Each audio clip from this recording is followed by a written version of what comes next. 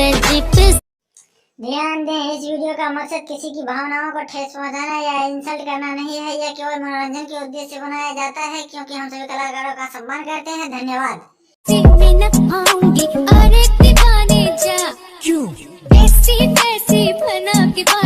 क्या चलता है? लेकिन मैं तो टोटो ड्राइवर हूँ। थानेदार होगा कोई, लेकिन तेरा बालम तो मैं हूँ जो टोटो चलाता हूँ। वाह क्या सीन है, वाह क्या सीन है।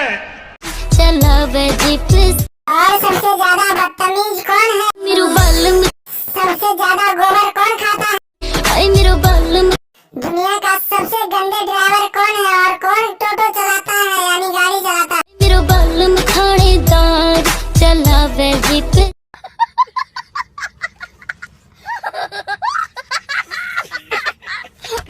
क्या नाम है तेरा बालम का?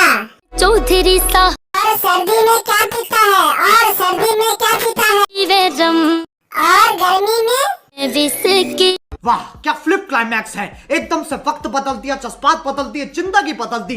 दोस्तों वीडियो एक भाग में अच्छा लगा तो वीडियो को लाइक, चैनल को सब्सक्राइब और इसी प्रकार के वीडियो देखने के लिए हमारे चैनल को सब्सक्राइब करके बेल आइकन दबाना ना भूलें। थैंक यू, धन्यवाद।